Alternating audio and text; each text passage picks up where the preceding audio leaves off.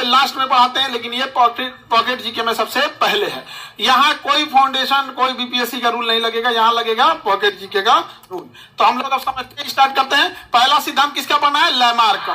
Lamarck का सिद्धांत कहिए या लैमार्क का ही लैमार्कवाद यानी उसका सिद्धांत कहा जाता है। इन्होंने उपार्जित लक्षणों के सिद्धांत दिए थे। इनका सिद्धांत क्या था? उपार्जित लक्षण के सिद्धांत। मतलब अगर हमारे शरीर में कोई लक्षण आ गया तो वही लक्षण हमारे कहां चला जाता है? वंशानुगत चला जाता है। किसने दिया था ये सिद्धांत? लैमार्क ने। इनकी पुस्तक का नाम फिलोसॉफिक जूलॉजी। ये क्वेश्चन पूछता है। लैमार्क की किताब का नाम फिलोसॉफिक जूलॉजी। लैमार्क का सिद्धांत आज कोई मानता नहीं है, लेकिन इन्होंने ये एक लंबे समय तक इस सिद्धांत को माना गया था। तो लैमार्क ने किताब जो लिखा था उस किताब का नाम फिलोसॉफिक जूलॉजी। अगर जूलॉजिक नहीं याद हो तो फिलोसॉफी के याद रखना, पूरा का पूरा ध्यान से रखना है यहाँ पे इस सिद्धांत में। आगे बढ़े। कौन सी किताब थी? फिलोसॉफिक जूलॉजी के।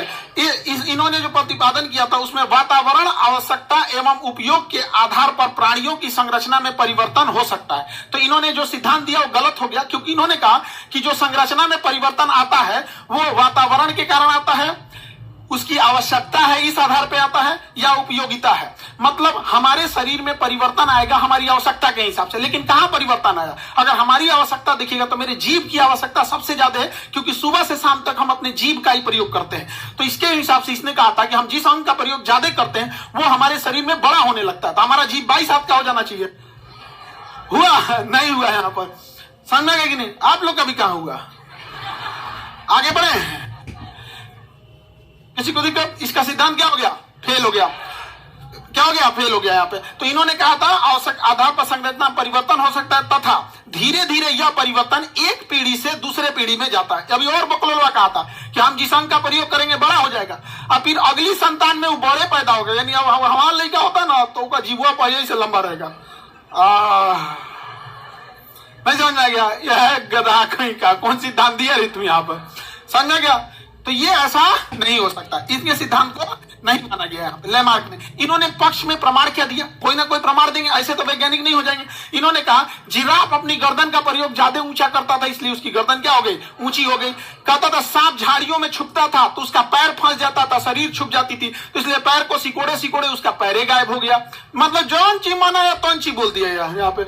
उसके बाद जलीय पक्षी को पानी ज्यादा हटाना था तो ऐसे उंगलियां दूर करते थे तो इससे पानी निकल जाता था बाहर, इसलिए इसमें उनके क्या आ गया? जुड़ाव आ गया। बत्तख का पैर देखिएगा ना, पानी ज्यादा मारने के लिए ऐसे हो गया। जो चीज मनाया वो बोलने लगा यहाँ पे। मांसाहारी जीवों में दांत जो हो गया नोकीला होने लगा। तो इसके सिद्धांत दिया था, लेकिन इस सिद्धांत को माना नहीं गया, इस सिद्धांत को नकार दिया गया। किसी को दिक्कत? अगला सिद्धांत है जनन द्रव्य की निरंतरता का सिद्धांत। विजमैन ने दिया था जनन द्रव्य की निरंतरता का सिद्धांत। इसने कहा था कि जिस चीज का प्रयोग हम नहीं करते हैं वो खत्म होने लगता है। विजमैन ने कहा जिस चीज का प्रयोग हम नहीं करते हैं वो खत्म होने लगता है। कह रहे जनन द्रव्य कभी नष्ट नहीं होता, यह एक पीढ़ी से दूसरी पीढ़ी में स्थानांतरित हो जाता है, विभिन्न जनन द्रव्य द्वारा वंशानुगत हो जाते हैं। अब इसका प्रयोग उन्होंने चूहे पर करके दिखाया था विजमैन के सिद्धांत को। चूहे का प्रयोग किया विजमैन ने, और एक चूहे की पीढ़ियों में उसने देखा कि चूहे का जीवन काल बड़ा छोटा होता है, वो अगले महीने 2 महीने के बाद उसकी अगली पीढ़ी हम प्राप्त कर सकते हैं। लेकिन अगर हम बकरी पालेंगे तो उसकी अगली पीढ़ी प्राप्त करने में 6 महीना 7 महीना लग जाएगा, तो रिसर्च करने में टाइम लग जाएगा। तो इसने जानबूझ के छोटा जीव लिया चूहा, क्योंकि उसका ना जीवन चक्र बड़ा छोटा होता है। तो चूहे की 22 पीढ़ियों का पूंछ काट दिया, इस उम्मीद में कि अगली पीढ़ी में पूंछ नहीं आएगा, लेकिन अगली पीढ़ी में फिर से पूंछ आ गया।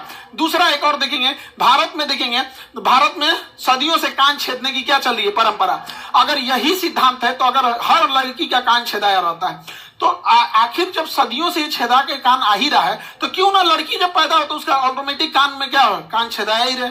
लेकिन ऐसा नहीं होता है, कान बाद में क्या करना पड़ता है? छेदवाना पड़ता है कान में। यहाँ समझ में आ रहा है कि नहीं आ रहा? तो विजमैन का भी सिद्धांत क्या हो गया? फेल हो गया। विजमैन का सिद्धांत फेल हो गया। किसी को दिक्कत? तो ये सभी चीजें क्या हो गए? फेल हो गया। सभी उपार्जित लक्षण या वातावरणीय विभिन्न वंशानुगत नहीं होते हैं। मतलब जो हमारे शरीर में लक्षण है वो जरूरी नहीं कि हमारा वंशानुगत हो या वातावरण के हिसाब से हो। यह परिवर्तन अचानक होता है, जिसको सिद्धांत को दिया था ह्यूगो डी ब्रिज ने दिया था। अब देखते हैं डार्विन का सिद्धांत। डार्विन और डी ब्रिज, यही दो का सिद्धांत सक्सेस रहा। लैमार्क और विजमैन का सक्सेस रहा, लैमार्क का फेल हो गया। अब क्वेश्चन क्या पूछेगा? जिराफ का सिद्धांत लैमार्क। सांप का पैर गायब हुआ, लैमार्क। चूहा पे प्रयोग, विजमैन। चूहे पे प्रयोग, फिलोसॉफिकल ज्योग्राफी का किसकी पुस्तक है? लैमार्क को सिद्धांत को माना गया, नकार दिया गया। क्या किया गया? नकार दिया गया। अब आते हैं कौन सा सिद्धांत में? डार्विन का सिद्धांत। कौन सा सिद्धांत? डार्विन। अब समझना क्वेश्चन कहां से आएगा। डार्विन का सिद्धांत। कौन सा सिद्धांत? डार्विन का सिद्धांत। डार्विन के सिद्धांत को कहते हैं प्राकृतिक वर्ण का सिद्धांत। कौन सा? प्राकृतिक वर्ण। अब इधर समझो सब लोग ध्यान से। प्राकृतिक मतलब नेचर, वर्ण मतलब सिलेक्शन। नेचर जिसे सेलेक्ट करेगा वही जिंदा रहेगा। किसने बोला था? डार्विन। नेचर जिसे सेलेक्ट करेगा वही जिंदा रहेगा। किसने बोला? डार्विन ने बोला। किसने बोला? डार्विन। जैसे कोरोना पैदा तो हो गया, कोरोना पैदा तो हो गया, उसने नेचर से लड़ने का बड़ा प्रयोग किया। अभी हम सारा सिद्धांत बता देंगे। तो देखिए डार्विन ने क्या बोला? नेचुरल सिलेक्शन, प्राकृतिक वर्ण। नेचुरल सिलेक्शन, प्राकृतिक वर्ण। किसने बोला? उपार्जित अंग का सिद्धांत, लैमार्क। उपार्जित अंग, नेचुरल सिलेक्शन, फिलोसॉफिकल ज्योग्राफी का, लैमार्क। चूहे पे प्रयोग, विजमैन। चूहे पे प्रयोग, Weizmann. Natural selection, origin of the species, Darwin. Darwin की किताब का नाम ओरिजिन ऑफ द स्पीसीज।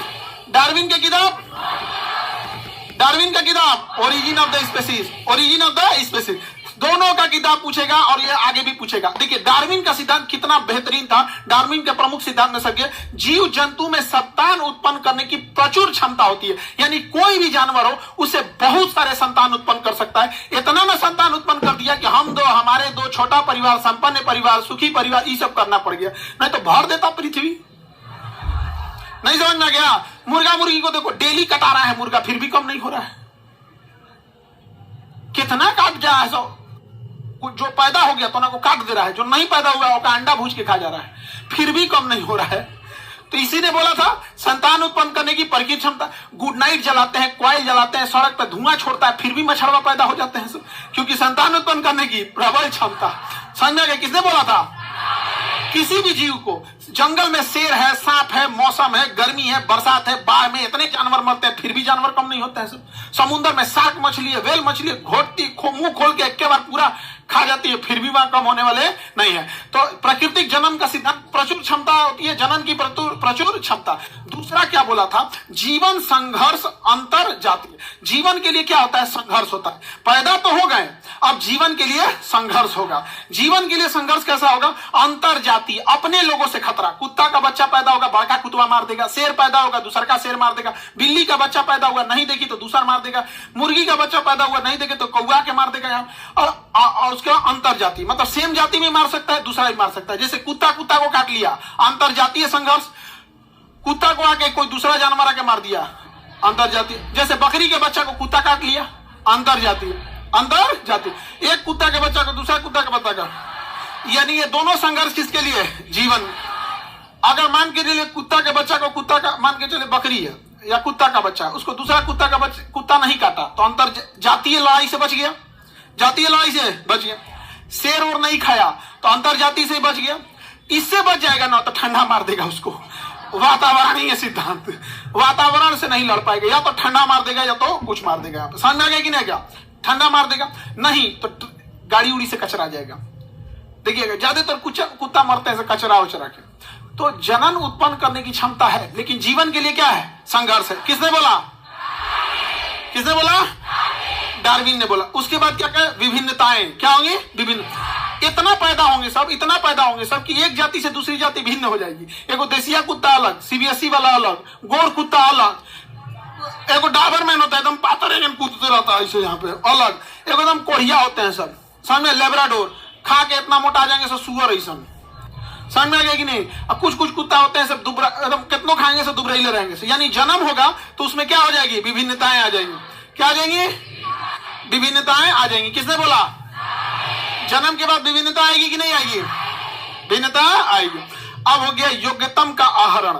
योग्यतम का आहरण, वर्ण मतलब क्या होता है? सिलेक्शन। योग्यतम मतलब होता है बेस्ट, जो सबसे अच्छा होगा वही जिंदा रह पाएगा। ये लैमार्क का सबसे अच्छा सिद्धांत था।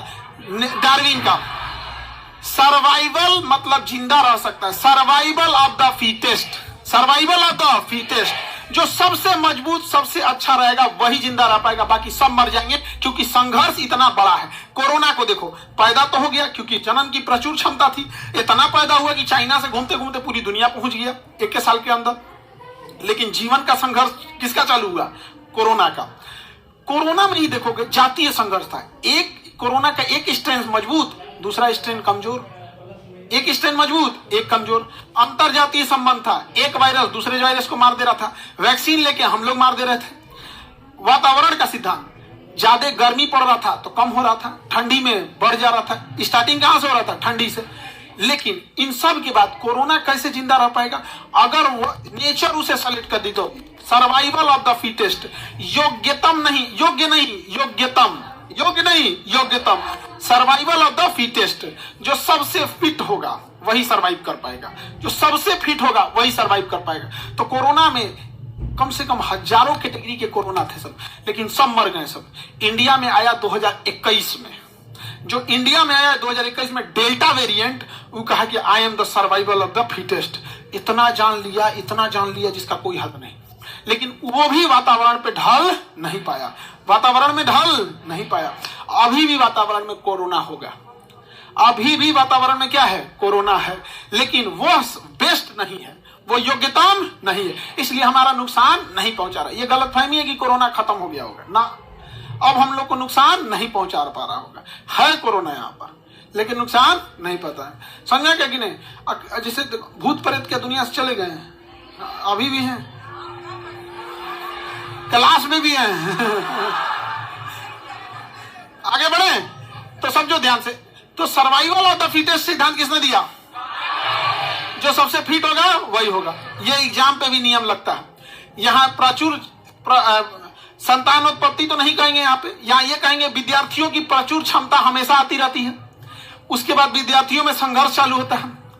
अपने लॉज के बच्चों से संघर्ष करो, फिर आरक्षण वालों से संघर्ष करो, फिर कट ऑफ वाला कैटेगरी वाला उससे संघर्ष करो। उसके बाद वातावरण, यानी कभी पेपर लीक हो जाएगा, कभी परीक्षा लीक हो जाएगा, क्वेश्चन बिक जाएगा, वातावरण से संघर्ष करना। इस सब के बाद आपका सिलेक्शन तब होगा जब आप एकदम कट ऑफ के बाहर रहें, तब जाएंगे आप कट ऑफ के बाहर। कट ऑफ के बाहर के बाद भी क्या होगा? मेरिट लिस्ट में छटने का डर होगा। अनुकूल लक्षण क्या? वंशानुगत होना। तो हमारे में वही लक्षण जाएंगे जो वातावरण के लिए ठीक होते हैं। तो बताइए, सर्वाइवल ऑफ द फिटेस्ट किसने दिया? Origin of the species, origin of the species. कोई दिक्कत? मिटा के पूछे, बताएंगे ना। जैसे कश्मीर जैसे ठंडे जगह पे, वहां बहुत सारे ऊंट जन्म लिए होंगे। किसी ऊंट के ऊपर चर्बी कम होगी, किसी पे चर्बी ज्यादा होगी। कौन जिंदा रहेगा? जिस पे चर्बी ज्यादा होगी। कश्मीर में दो तरह का ऊंट जन्म लेगा, एक के शरीर पे बाल नहीं होगा, एक के शरीर पे बहुत ज्यादा बाल होगा। कौन जिंदा रहेगा? क्योंकि जो सबसे योग्य होगा वही जी पाएगा, और उसी के बच्चे आगे जी पाएंगे। ऐसा नहीं कि कश्मीर में क्या बिना बाल वाला ऊंट नहीं रहा होगा, रहा होगा, लेकिन वो संघर्ष में मराया होगा। किस संघर्ष में? अपने अंतर जाति में, अंतर जाति में नहीं, वातावरणीय। मराया किस में? डायनासोर किस में मराया? वातावरणीय में। जितना दुनिया में से गया है किस में? वातावरणीय। अब जो बच गया उसी के संतान जिंदा रहे, नहीं तो इसमें जैसे मान के चलिए किसी का लड़का हुआ, उड़ने लगा, क्या हो गया? उड़ने लगा। यहाँ पे अब हो गया दिक्कत, पैदा तो हो गया वो उड़ने वाला, अब उसका संघर्ष चालू होगा। पैदा हो गया, अब क्या होगा? जीवन के लिए संघर्ष। जैसे उड़ेगा, बानर ढकेल देगा उसको, इको ने पेड़ पे बैठेगा, बंदर ढकेल देगा, दूसरा ढकेल, ड्रोन से टकरा जाएगा। इधर उधर वातावरण में बारिश होगा, कहीं घेरा गया, बिजली गिर गया उसके ऊपर, कुछ ना कुछ होगा, उसको मराएगा वो यहाँ पे। नहीं तो कहीं पोल पे बैठेगा, ट्रांसफार्मर पे मरा जाएगा, यहाँ पर खत्म हो जाएगा, क्योंकि वो योग्यताम नहीं है, योग्यताम नहीं। लेकिन अगर वो अपने आप को कैसे बचा ले गया, अगर अपने आप को बचा ले गया, अगर वो फिट बैठ गया, सर्वाइवल ऑफ द फिटेस्ट, अगर इस वातावरण में फिट बैठ गया, फिट बैठ नहीं पाएगा। रीजन समझो, उसके पास पंख होगा तो रूल है कि पंखवा गर्मी के दिन में झड़ जाना चाहिए, क्योंकि पंख इतना गर्म होता है कि गर्मी के दिन में झड़ेगा नहीं ना तो मर जाएंगे सब। तो उसका पंख झड़ जाना चाहिए। अगर पैदा हो गया और पंखवा नहीं झड़ा गर्मी के दिन में तो गर्मी से मर जाएगा। अच्छा, कहीं उल्टा हुआ, ठंडी के दिन में झड़ गया तो ठंडा मार देगा। ठंडी के दिन में नया पंख आना चाहिए।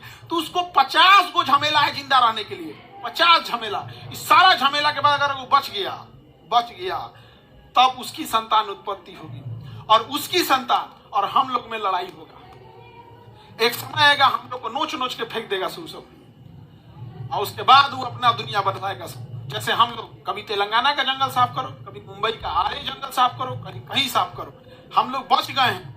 हम लोग इस पृथ्वी पे बच गए, नहीं तो आज से जाके देखो 10,000 साल पहले उघारे घूमता था मानव। नहीं समझ में आ गया? धीरे धीरे क्या हो गया? फिट हो गया। तो सर्वाइवल ऑफ द फिटेस्ट किसने बोला था? Survival of the fittest, natural selection, किताब का नाम origin of the species. Darwin का सिद्धांत याद रहेगा। आगे बढ़ जाए तो वंशानुगत कौन सी चीजें जाएगी? जो वातावरण के लिए ठीक है वही कहां जाएगी? वंशानुगत। बाकी वंशानुगत नहीं जाएगा। जैसे कोई छांगूर हो गया, कोई क्या हो गया? छांगूर हो गया, उसकी 6 उंगली निकल गई, तो वातावरण में क्या हेल्प कर रहा है? कुछ नहीं। तो क्या उसके बेटा में भी 6 उंगली जाएगा? लेकिन कश्मीर में पैदा होने वाला जानवर, उसके शरीर में बहुत सारा बाल है, लेकिन वो वातावरण में जिंदा रहने में हेल्प कर रहा है, तो क्या वो अगली पीढ़ी में जाएगा? अगली पीढ़ी में जाएगा। किसी को कोई दिक्कत? उत्परिवर्तन का डार्विन का सिद्धांत सही था और एक डी ब्रिज का सिद्धांत था। किसका? डी ब्रिज का। डी ब्रिज का सिद्धांत का नाम है उत्परिवर्तन। डी ब्रिज का सिद्धांत का नाम, डी ब्रिज का सिद्धांत याद रहेगा। अचानक से हुआ परिवर्तन क्या कहलाता? उत्परिवर्तन। अचानक से हुआ परिवर्तन उत्परिवर्तन। कोई दिक्कत? जैसे आप अभी समझाएं, अचानक से कोई बच्चा जन्म लिया जिसका पंख रहेगा तो वो क्या कहलाएगा? उत्परिवर्तन। तो जब भी उत्परिवर्तन होगा, जब भी क्या होगा? उत्परिवर्तन, तो उसके बाद किसका नियम लग जाएगा? डार्विन का। उत्परिवर्तन से जन्म तो ले लेंगे, उत्परिवर्तन से क्या ले लेंगे? जन्म तो ले लेंगे, लेकिन जीवन के लिए संघर्ष हो। वो या तो वातावरण मार देगा, या तो उसी के जाति वाला मार देगा, या उसके बाहर वाला जाति वाला मार दिया, और नहीं मराया तो एक लंबे समय तक अपने आप को वो योग्य सिद्ध नहीं कर पाएगा, मर जाएगा। कई बार देखिएगा किसी गाँव में कभी सुनते होंगे कोई ऐसा बच्चा जन्म लिया जिसका 3 गो आंख हो गया। कई बार ऐसा होता, अजीब टाइप का जन्म ले लिया, यहाँ पे पूंछ रह गया, यहाँ पे जन्म तो लेने को ले लिए, वो कहलाएगा उत्परिवर्तन। अचानक से होने वाला परिवर्तन उत्परिवर्तन। लेकिन उत्परिवर्तन सिद्धांत किसने दिया? D bridge. अरे उत्परिवर्तन सिद्धांत डी ब्रिज। उत्परिवर्तन से जन्म तो ले लेते हैं, उत्परिवर्तन से क्या ले लेगा? जन्म। उत्परिवर्तन से क्या ले लेगा? लेकिन सरवाइव करेगा। सरवाइव किससे करेगा? डार्विन से। किसे करेगा? डार्विन से। अगर सारा लड़ाई जीत गया तो सरवाइव कर जाएगा। तो लोग कहेंगे ना, पहले मुर्गी की पहले अंडा, पहले मुर्गा।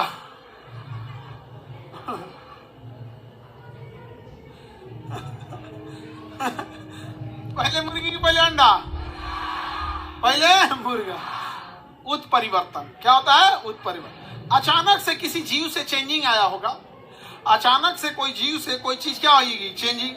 और वो चेंजिंग धीरे धीरे डार्विन के नियम पे फिट बैठ गई होगी, अपने आप को बचा ली होगी, और वही बचाते बचाते बचाते बचाते एक नए जीव का रूप ले लिया। समझ में आ गया कि नहीं आ गया? नया जीव क्या कर लेता है? रूप ले लेता है। यहाँ पर जैसे देहात में एक मछली होती है मांगुर मछली, उस पर बैन लगाया गया है मांगुर मछली पे। मांगुर मछली दूसरे मछली को खा जाती है, और सड़ा गला कुछ भी दीजिएगा सब खा जाएगी मांगुर मछली। उसको बीमारी के कारण मतलब सड़ा गला कुछ खा जाएगी, और उसको लोग खाएंगे तो हो जाएगा। इसे थाईलैंड के लोगों ने थाईलैंड में उगाया गया था। तो थाईलैंड में जब इसे उगाया गया था ना, तो मांगुर मछली को इसलिए उसमें उत्परिवर्तन किया गया। अचानक उसके जीन में परिवर्तन किया गया। जब परिवर्तन किया गया तो मर गई, कुछ ही दिन बाद मर गई। लेकिन वो 15 दिन में बहुत ज्यादा उसका शरीर बढ़ गया था। थाईलैंड के वैज्ञानिकों ने देखा ना कि इसको कैसे भी करके उत्परिवर्तन लाया डी ब्रिज के सिद्धांत से, लेकिन जिंदा रखना है डार्विन के सिद्धांत। तो पहला संघर्ष इसने जन्म ले लिया वातावरण से, तो उसे टब में पाला, सब बैक्टीरिया वायरस से बचाया, सब वैक्सीनेशन दिया, सब वातावरण को एकदम टेम्परेचर का अनुकूल रखा, सब धीरे धीरे धीरे धीरे करके उसी के हिसाब से उसे भोजन दिया, सब और भोजन दे दे के उसको जिंदा रख लिया, सब। और एक दूसरा जब जिंदा रह गया ना, अब उससे जो प्रजनन हुआ, अब वो वातावरण से क्या करने लगा? एडॉप्ट करने लगा। इससे थाईलैंड के लोगों को फायदा क्या हुआ? वो तालाब खोदते थे और उसमें मछली डालते थे और मछली को खुदे चारा देते थे खाने के लिए, अपना चारा देते। और वो मछली जो अन्य मछलियां 6 महीने में बड़ी होती थी, वो 2 महीने में बड़ हो जाती थी, तो उन लोग को खाने के लिए सहूलियत हो जाता था। अब वही मछलियां का ब्रीड को इंडिया लेके चले, और इंडिया का आदमी जानवर को केवल अपने लाभ के लिए उपयोग करता है। वो किस स्थिति में जी रहा है उसको कोई मतलब नहीं है। गाय बीमार है, गर्मी लग रहा है, ठंडा मार दिया, उसको कैल्शियम चाहिए कि नहीं चाहिए, कोई मतलब नहीं। दूध ला रही है गाय, काम खत्म। अब बच जाए, दूध देना बंद करेगी, कसाई को बेच देगा। तो हमारे यहाँ ले आया मांगुर मछली, थाईलैंड ने बनाया था साफ सुथरा पानी के लिए, हमारे यहाँ ले आके गढ़ा में छोड़ दिया। और गढ़ा में छोड़ा तो वो तो सर्वाइव कर चुकी थी, और उस सर्वाइव की तो और घुसिया गई, दूसरा मछलियां को लगी काटने, काट काट के सब मछली मार दी। इसलिए अगर किसी तालाब में केवल एक ठो छोड़ दीजिएगा ना थाई कैटफिश को, पूरे मछलियों को नष्ट कर देगा। अब कुछ भी खा जाएगा, मेढक उढक कुछ खा जाएगा, और उससे बीमारी उसके शरीर में आ जाएगा। और इतना जल्दी विकास करता है कि वो बीमारी अगर आ गया तो बीमारी शरीर में अभी पनप रहा है, धीरे धीरे शरीर बीमारी को मार देता है। जैसे आपको घाव हुआ, धीरे धीरे सही हो जाता है, लेकिन उसका शरीर मांगुर मछली का इतना तेज विकास होता है कि अगर उसके शरीर में कोई गड़बड़ी है तुरंत विकास कर लेगा, कोई मार के खा जाएगा और बीमार पड़ जाएगा। अरे भाई साहब, उसको थाईलैंड ने विकसित किया था अपने हिसाब से, और हम लोग खा रहे हैं गढ़ा में मार के। तो उत्परिवर्तन समझ में आ रहा है? अचानक परिवर्तन और उसको डार्विन के आधार पर सस्टेन रख लेना। तो उत्परिवर्तन को और डार्विन समझ में आ गया? ये दोनों होशियार था सब। डी ब्रिज होशियार था जिसने उत्परिवर्तन दिया, और डार्विन होशियार था जिसने प्राकृतिक संरक्षण का सिद्धांत दिया। और उधर या दोनों बकलोल था सब, लैमार्क और विजमैन। लैमार्क और विजमैन याद रहेगा, हटा दे। उत्परिवर्तन समझ में आ गया? उत्परिवर्तन का सिद्धांत किसने दिया? उत्परिवर्तन का सिद्धांत, इसके अनुसार कुछ पादपों तथा जंतुओं में क्रमिक विकास नहीं होता है, वरना उसमें अपितु उसमें क्या होता है? आकस्मिक, मतलब अचानक ही चेंजिंग होता है। जीन की संरचना में आय या परिवर्तन एक पीढ़ी से दूसरी पीढ़ी में चला जाता है, एवं अचानक एक नई पीढ़ी का क्या हो जाता है? उद्भव हो जाता है। लेकिन यह नई पीढ़ी जिंदा रहेगी या नहीं रहेगी, ये कौन डिसाइड करेगा? डार्विन। कौन डिसाइड करेगा? डार्विन। कोरोना उत्परिवर्तन तो हो गया, उत्परिवर्तन को अंग्रेजी में कहते हैं म्यूटेशन। उत्परिवर्तन को क्या कहते हैं? म्यूटेशन। म्यूटेशन म्यूटेशन हो गया, लेकिन म्यूटेशन को सस्टेन कौन रोकेगा? डार्विन। कौन रोकेगा? डार्विन। डार्विन नहीं, बल्कि डार्विन का सिद्धांत। आप कहना जो चाहते हैं हम समझ रहे हैं, आप डार्विन बोलिए। उत्परिवर्तन को सर्वाइव कौन करेगा? Origin of the species, philosophical geography का, natural selection, Darwin. Survival of the fittest, जीवन के लिए संघर्ष, जिराफ की गर्दन, लैमार्क। चूहा की पहुंच, विजमैन। चूहा की पहुंच, म्यूटेशन यानी उत्परिवर्तन, D bridge. D bridge mutation धीरे धीरे या अचानक, लेकिन उसे सस्टेन करना इजी है या मुश्किल है? बहुत मुश्किल है, बहुत ज्यादा मुश्किल है। सर्वाइव नहीं कर पाएगा यहाँ पे। जैसे एक बहुत अच्छे ब्रीड का कुत्ता होता है, हस्की नाम होता है, रसिया में होता है, यहाँ ले आके पालोगे तो सर्वाइवल ऑफ द फिटेस्ट, क्योंकि उसका शरीर में इतना मोटा चर्बी होता है, बाल होता है, और गर्मी के दिन में यहाँ पागल हो जाएगा एकदम, समझ में? पागल हो जाएगा। तो अपने यहाँ का कुतवन सबको देखो ना, चमड़वा पातर, और बाल के नाम पे खौरा जाएगा, अधर दिन भर खजुआट रहेगा, 5 कदम चलेगा सब मुड़ के खजुआते रहेगा। दूर सोचा तू नहीं समझ में आ गया? वो चमड़वा एकदम क्या रहेगा? पातर रहता है, क्योंकि हमारे वातावरण के हिसाब से है। और उसपे से बेचारे पे मक्खी लगल रहेगी, सब बेचारा परेशान रहेगा, इन्ने उन्हें जाएगा तो वो ढेला चला देगा, कुछ चला, परेशान रहता है सब। हमको यार क्या जिंदगी है, कोई मार के चल जाता है हमको, काश हम भी पागल हो जाते, पूरी दुनिया डरती है। कुत्ता का इज्जत तभी होता है या तो पशुआ है या तो पागल है। पागल है तो सब लोग डरा जाते हैं, ओ बाप पागला है। आगे बढ़े, उत्परिवर्तन समझ में आ गया? उत्परिवर्तन हम कर सकते हैं कि नहीं कर सकते हैं? पादपों में इसी को कर दिया जाता है उत्परिवर्तन, म्यूटेशन या क्लोनिंग कर सकते हैं, उसी में से चेंज किया जा सकता है। समझ में आ गया कि नहीं आ गया? उत्परिवर्तन करके फिर उसको डार्विन के आधार पर उसको सर्वाइव करके दिया जा सकता है। समझ में आ रहा है कि नहीं आ रहा? उत्परिवर्तन का सिद्धांत समझ में आ गया कि नहीं आ गया? इसे होता भी है ऐसे उत्परिवर्तन। सपोज कीजिए कि कोई ऐसा पौधा है, जैसे गन्ना है, गन्ना देख रहे हैं, उसमें अचानक चेंजिंग कीजिए कि मोटा हो जाए, लेकिन मोटा गन्ना सर्वाइव नहीं कर पाएगा। चेंजिंग तो ला दिए, अब सर्वाइव करने के लिए उसे लेबोरेटरी में रख के उसके 1-2 पीढ़ियों को सर्वाइव करके उसी हिसाब से विटामिन मिनरल देना पड़ेगा, और उसके बाद अगर सर्वाइव कर दिया तो गन्ना कितना मोटा होगा? बांस बराबर। सर्वाइव नहीं कर पाएगा, लेकिन हम लोग सर्वाइव नहीं कर हो गया तो किसान कितना सुखी हो जाएगा। समझ में आ गया? जय विकास एवं जय विकास के प्रमाण। जय विकास में धीमी गति से होता है जय विकास, ये तो सब समझते हैं। विकास तो होता है धीमे, लेकिन उत्परिवर्तन तेज। जय विकास धीरे, लेकिन उत्परिवर्तन तेज। जय विकास के सिद्धांत एवं उसके प्रमाण की उपलब्धता के कारण सभी वैज्ञानिक इसके सहमत हैं कि जीवों का विकास कालांतर में हुआ है तथा सतत प्रक्रिया, मतलब एक लंबी प्रक्रिया चलती जा रही है जो आज भी क्रमिक रूप से चालू है। हम धीरे धीरे आज भी, हम लोग का कान ये धीरे धीरे छोटा होते जा रहा है, छोटा होते जा रहा है। तुम गौतम बुद्ध का कान देखना बड़ा हो जाए, भाई हम लोग का कान में क्या होता जा रहा है, छोटा हो जा रहा है। हम लोग की हाइट घटते जा रही है। अभी हम लोग की हाइट इतनी नहीं थी, नॉर्मल हाइट का आदमी ऐसा नहीं था। पहले हम लोग का जो वातावरण था, इसमें वातावरण में आज से लगभग 3 से 4 हजार साल पहले 6 फीट की हाइट कॉमन होती थी। आज 6 फीट की हाइट नहीं हो गई है। लड़की सबका तो और समस्या होते जा रहा है, नहीं समझे? बेचारी सब तो और पता नहीं क्या होते जा रहा है एकदम। 3.5 फीट। आगे बढ़े। अब देखो यहां हमको समझना है, कई ये क्वेश्चन भी आते हैं, इसको याद रखना, आप लोग को सीक्वेंस याद रखना है। 2 जीव में आपस में लक्षण होते हैं। कई बार देखिएगा मेल फीमेल के लक्षण को ट्रांसजेंडर हम लोग बोलते हैं। उसमें पुरुष एवं मादा दोनों के लक्षण होते हैं, उसे क्या कहेंगे? ट्रांसजेंडर। पहले हम लोग ट्रांसजेंडर को समाज में बुराई के तौर पे देखते थे। अभी ट्रांसजेंडर के लिए समाज ने आरक्षण किया है, जो जरूरी भी है, क्योंकि उसमें उस व्यक्ति की कोई गलती नहीं है। और समाज हमेशा गलत बोलने लगेगा उसको कोई नौकरी देगा नहीं। और कहीं पैसा मांगेगी सड़क पे या रोके तो कहा ये सबको खाली पैसे मांगना रहता है। अरे भाई तो तुम नौकरी दे दे, नौकरी देगा नहीं का। वो सब बहुत समाज के लिए भलाई करते हैं। कम से कम हम लोग अपने सोसाइटी में शांति से रहते हैं। युद्ध जब हुआ था ना पाकिस्तान से कारगिल, वो लोग चंदा दिए थे लोग, सोचिए। तो हम लोगों ने अगर कहेंगे मेल और फीमेल का जो बीच की कड़ी रहेगा तो ट्रांसजेंडर। क्या चीज कहेंगे? ट्रांसजेंडर। उसी तरह से कई बीच के कड़ी हैं जिससे सवाल आपसे पूछता है। जैसे आपका पहला जो होता है मछली पीसीज वर्ग में आता है। देखो ये वर्गीकरण को इसको हम बता देते हैं। जितने मछली होते हैं उन्हें टेक्निकल नाम में पीसीज कहते हैं। क्या कहेंगे? पीसीज। जो मेढक वगैरह हो गए जो दोनों जगह पे रह सकते हैं उसे क्या कहेंगे? एम्फीबियन। मछली को पीसीज, दोनों जगह रह सकता है एम्फीबियन। रेंगेगा तो रेप्टिलिया, रेंगेगा तो जमीन पानी दोनों पर रहेगा एम्फीबियन। उड़ेगा तो एबीज, तैरेगी तो पीसीज। मछली को पीसीज, उड़ने वाले को एबीज। ये क्वेश्चन आपको ना कई बार जीएस में ना देके रीजनिंग में दे देता है। जब पक्षी का संबंध एबीज से है, मेढक का संबंध एम्फीबियन से है, तो मछली का संबंध किससे? इस टाइप का दे देता है। मछली पीसीज, इसी से बना है पीसी कल्चर। समझ में आ गया? मछली पालन पीसी। तो मछली के ग्रुप को पीसीज, रेंगने वाले को रेप्टिलिया, उड़ने वाले को एबीज, स्तनधारी को मैमिलिया। हम लोग किसमें आएंगे? मैमिलिया।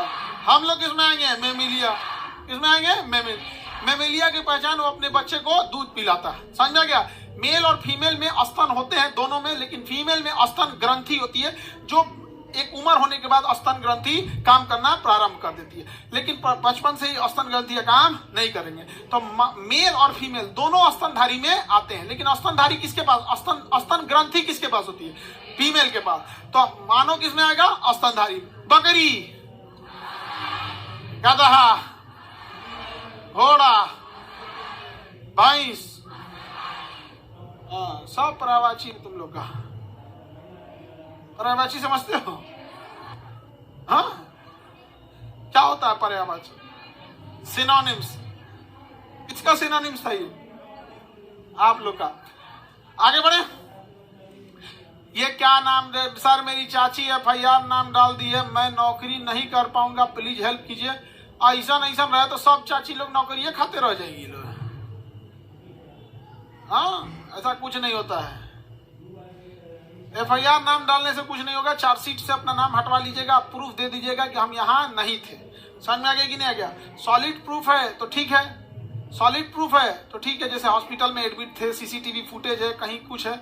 अगर सॉलिड प्रूफ नहीं है तो फिर एक और प्रूफ है जो हर जगह काम करता है, समझते ही है।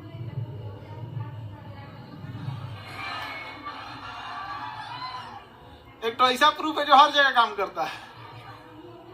उस प्रूफ को केवल बहुत सारा प्रूफ होता है। फर्जी नहीं होना चाहिए, ऐसा कि लिख देते हैं फर्जी ना, उससे क्या मतलब होता है। आगे बढ़े, पांचों नाम याद रहेगा। हम लोग किसमें आएंगे? मेमिलिया। देखो हिंदी नहीं देगा, स्तनधारी देगा नहीं, अंग्रेजी लिख देगा मेमिलिया, ऐसे ही लिख देगा मेमिलिया। एविज में पक्षी, रेप्टिलिया में सांप वगैरह, छिपकली रेप्टिलिया में, रेप्टिलिया दोनों जगह रह जाएगा।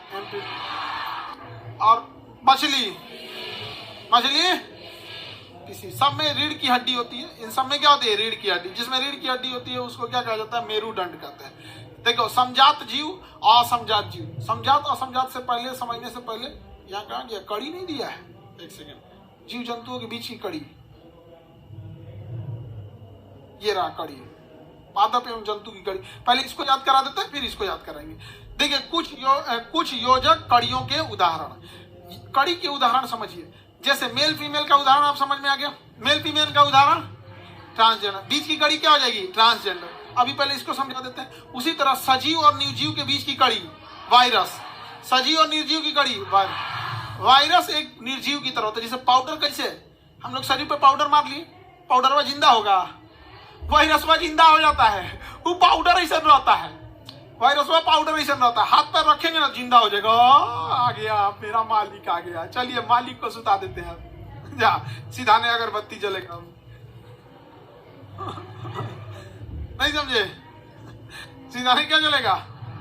मतलब मर गए। सीधाने अगरबत्ती का मतलब क्या होता है? मर गए। तो वायरस सजीव है या निर्जीव? हाँ दोनों है। अगर उसको किसी लोहा वहां पे रखेंगे तो निर्जीव। ऐसे देखेंगे कैसन है, तुरंत सजीव हो जाएगा। बहुत कचरा होता है सजीव और निर्जीव के बीच की कड़ी। इसीलिए ससुरा जल्दी मरते नहीं है सब। निर्जीव की तरह पड़ा लगा, खाना पीना किसी चीज की जरूरत नहीं। जैसे स्टार्ट होगा तुरंत अपना क्या करेगा? सजीव हो जाएगा। और सजीव होने के बाद हमारी कोशिका के पास जाएगा और कहेगा आप ही हैं एक कोशिका से दूसरी कोशिका को बनाते हैं, फोटोकॉपी मशीन आप ही हैं। हमरो तनी फोटोकॉपी निकालिए तो 8 गो 10 गो हमारे ही शरीर से हमारा ही फोटोकॉपी बनवाएगा अपना, और धीरे धीरे हमारे शरीर में बढ़ जाएगा। समझा कि नहीं गया? अगर इधर बाहर इधर उधर है तो मार दिया। कोरोना फेफड़वा में घुस गया था, कहा था कि हमारा तनी कॉपी बनाई, तो फेफड़वा में घुस के इतना ना कॉपी बना दिया, इतना कॉपी बना दिया कि फेफड़ा में सांसें लेने का जगह नहीं बचा। फेफड़ा बंद कर देता था। ये इतना शरीर में क्षमता बढ़ा देता था। और फेफड़ा उसको बाहर फेंकने की कोशिश करता था। तो बाहर कैसे फेंकेगा? तो हमारा WBC उसे मारता था, तो WBC को मारता था, तो दोनों की लाश गिरी रहती थी, WBC भी और कोरोना का। हम लोग फेंकते थे तो वही खेखार के रूप में निकलता था, डेड बॉडी था सब। समझा कि नहीं? डेड बॉडी था। किसका? WBC और कोरोना का। WBC और कोरोना, समझा गया? और वो आराम से निकल सके डेड बॉडी, इसलिए शरीर में म्यूकस यानी चिपचिपा पदार्थ मिला दिया था कि निकलने में आसानी हो जाए। तो बताओ सजीव निर्जीव के बीच की कड़ी, में सजीव का भी गुण है और निर्जीव का भी गुण है। उसी तरह पादप और जंतु के बीच की कड़ी। पादप कहता है कि हमको भोजन देने की जरूरत नहीं है, हम अपने से बना लेंगे। और जंतु कहता है कि हम कोनो ना कोनो चीज को खाएंगे। या तो हम शाकाहारी रहेंगे तो पेड़ पर सब्जी नोच के खा जाएंगे, और मांसाहारी रहेंगे तो कौन चलता फिरता जीव को पहले सुताएंगे, फिर काटेंगे, खा के खत्म कर देंगे। यहाँ पे तो दूसरे को पकड़ के खाने वाला जंतु, और अपना भोजन खुद बनाने वाला हम लोग क्या है? जंतु। या तो साग सब्जी नोच के खाएंगे या कुछ भी। मुंह बंद कर दीजिएगा ना तो हम लोग मर जाएंगे। अगर खाना नहीं खाएंगे तो हम लोग मर जाएंगे। अब पेड़ पौधा कोई दिक्कत नहीं है, आराम से पानी दीजिए तो भी ठीक है, कहेगा तोरा भरोसे बैठा लेने भाई। ऐसे छोटा मोटा पौधा समझा हमको, गमला में है तुम्हारे, अपन सप्लाई लाइन रखे हैं, RO वाटर, नहीं समझे? आपके पानी के भरोसे है। कौन जंगल में पानी डालने जाता है? एगो गमला में पानी डालते और 8 गो पौधा में डालोगे तो 13 को सुखा दोगे। आगे बढ़े तो पादप और जंतु के बीच की कड़ी युगलीना। पादप और जंतु के बीच की कड़ी मतलब ये अपना भोजन भी बना लेता है, और इसके आसपास में कोई गुजरेगा तो पकड़ के खाई हो जाता है। समझा कि नहीं? दोनों, जैसे मान के चलिए आम का पेड़ है, अपना भोजन बना लेता है, आप आम तोड़ने गए तो पकड़ के खा गया आपको। चलता है भाई, जरूरत था ऊर्जा का। ऐसे ही करता है कौन? युगलीना। युगलीना खाई हो जाता है दूसरे को पकड़ के। तो पादप और जंतु के बीच की कड़ी, फोटो दिखा दे। एनिलिडा और ऑर्थोपोडा। एनिलिडा और ऑर्थोपोडा। ऑर्थोपोडा कीड़े की तरह चलता है, ऑर्थोपोडा कीड़े की तरह चलता है, और एनिलिडा का शरीर एकदम नरम होता है, केचुआ जोंक, तो उसका शरीर भी नरम रहेगा और उसका पैरों खूब ज्यादा रहेगा। तो एनिलिडा और ऑर्थोपोडा के बीच की जो कड़ी होती है उसे क्या कहते हैं? हाँ, पेरीपेटस। क्या कहेंगे? पेरीपेटस। आपको ये सब याद रखने की ढेर जरूरत नहीं है, आपको बस ये याद रहना चाहिए। कौन सा? पादप और जंतु के बीच की कड़ी। हाँ, एनिलिडा और ऑर्थोपोडा का पेरीप्लस। हाँ, आगे बढ़ जाएं। और यहां देखिए आपको डकबिल प्लेटिपस या फिर एकिडना, ये पक्षी की तरह दिखता है लेकिन रहता है स्तनधारी। दिखता कैसे है? पक्षी की तरह, और रहता क्या है? इसलिए इसे पक्षी और स्तनधारी के बीच की क्या कहेंगे? कड़ी। बताइए, पादप और जंतु के बीच की कड़ी। पादप जंतु, पादप जंतु, सजीव निर्जीव, सजीव निर्जीव, एनिलिडा ऑर्थोपोडा, एनिलिडा ऑर्थोपोडा, पक्षी और स्तनधारी। डकबिल नहीं याद रखना, प्लेटिपस। क्या याद रखना है? प्लेटिपस, बस प्लेटिपस बोलेंगे। इसमें किसके गुण है? पक्षी और स्तनधारी। पक्षी और, किसी को दिक्कत है ना? पीसीज मतलब क्या होता है? मछली। पीसीज मतलब मछली। एम्फीबियन मतलब बाहर निकल जाता है, जो दोनों जगह रह सकती। अभी बताओ, ऐसी कोई मछली है जो जमीन पे भी रह सकती है? हाँ, एगो मछली है लंग्स फिश। लंग्स फिश, फुसफुस, लंग्स मतलब फेफड़ा मछली, मतलब उसके पास फेफड़ा होता है। मछलियों के पास क्या है? फेफड़ा। मछली के पास क्या है? फेफड़ा। मछली बाहर निकालेंगे तो कोई टेंशन नहीं, कहेगा बाजार में ले जाएगा बेचने, हमको कूद के भाग जाएंगे जहां मौका मिलेगा। बाहर भी जी लेते हैं हम। मछली पानी के बाहर रह सकती है। कौन सी मछली? लंग्स मछली। कौन सी मछली? तो इसे हम क्या कह सकते हैं? स्तनधारी, सॉरी स्तनधारी नहीं, पीसीज। पीसीज मतलब मछली। एम्फीबियन मतलब ऊपर रहने वाले। समझ में आ गया कि नहीं आ गया? आगे बढ़े। Any problem? इन सब का फोटो दिखा दे। मैं तो याद तो नहीं, ये बहुत बार पूछा है, तुमको याद रहे ना रहे इसको याद कर लेना। पहले तो पढ़ लो लोग, पहले पढ़ल जाए रहे कि नहीं।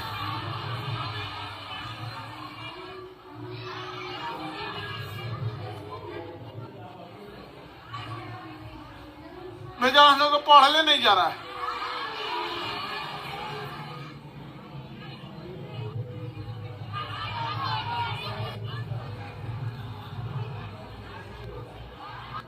आर्कियो प्लेट्रिक्स, आरपीओ प्लेट्रिक्स, ये क्या करता है समझो, ये रेंग के चलता है। क्या चलता है?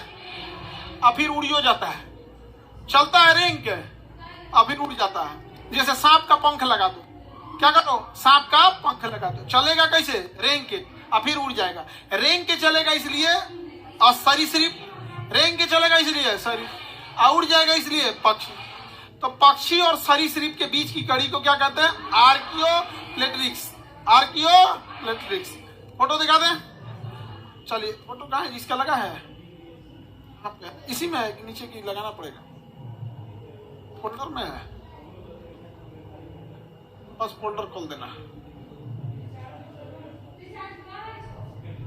कहाँ है? ये दिखता का ही नहीं इमेज हुआ।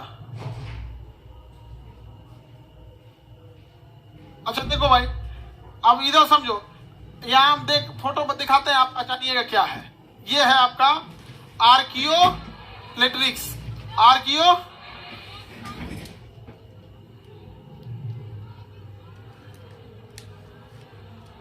ये इसका पंखवा छोड़ दीजिएगा ना, इसका पंखवा उठा दीजिएगा तो डायनासोर की तरह